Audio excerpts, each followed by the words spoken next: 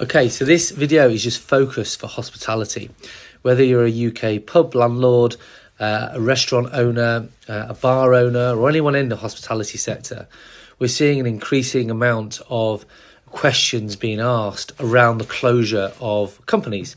Now, over the last 3 or 4 years, hospitality sector has probably been one of the hardest hit due to the COVID pandemic. And many of these businesses that run pretty tight margins in the first place took on loads of debt during COVID when they were forcibly shut.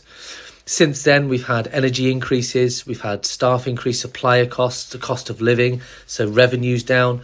All these little things make up big impacts when it comes to a UK hospitality sector.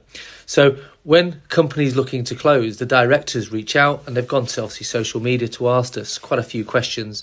And quite a few of these questions are pretty similar in what's being asked. So we've written a few down. I'm just going to quick fire go through them and give you some understanding. So the first one is, why am I being chased by HMRC? Easy one. HMRC over COVID had a bit of a stay. They backed off to allow time for these businesses to recover. But since this year, January, you'll find there'll be a very, very different approach. They are tax collectors. They're not a commercial entity. They are there to collect tax in, especially the VAT. So you'll find that they're probably the most aggressive creditor. So it's really important that you take advice as that's happening rather than leave it until an enforcement officer, for instance, comes around and enters the premises, because what they'll look to do is distrain on stock and other forms that they can get their hands on to repay the debt. What do you do if you've got an overdrawn director's loan account? Well, an overdrawn loan account is when you've taken too many dividends for what profits there were in that year and you create a loan. In other words, you owe the company money. Now, that's not necessarily a huge issue if you continue to trade. But obviously, if you need to carry on taking that money every month to live, then that loan account problem is not really going to go away. So use these times to reset, get an understanding of the financial position of you and the company. And we can also look at options available around that.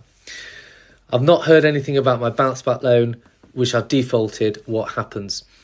Well, depends on bank to bank, but realistically, it's not going to go away.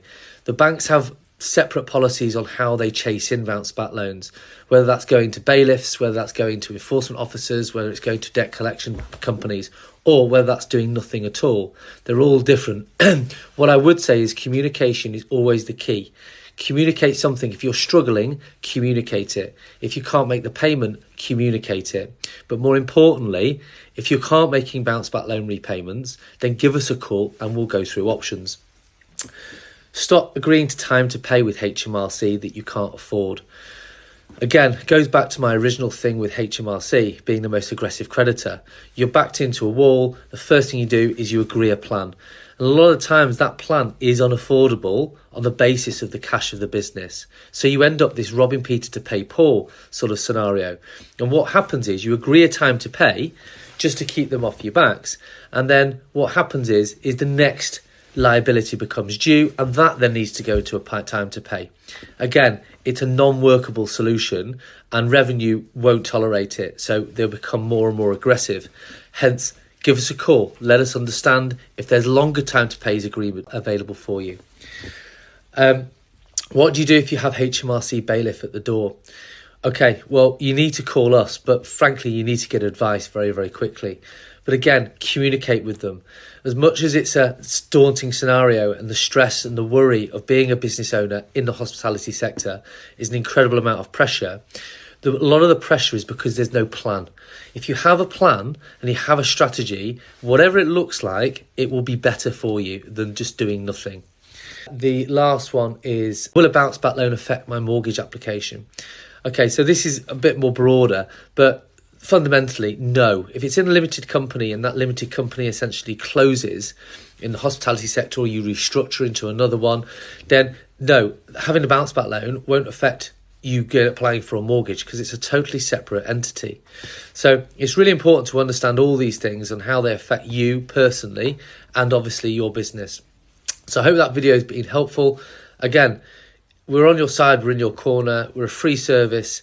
Give us a call, even if it's just to a chat, to make you feel better, to understand certain problems. You're not alone. We speak to about 600 directors a month, and a good proportion of them are in the hospitality sector who are going through the same pain as you are. So reach out, don't suffer in silence. I hope that helps. The Directors Helpline.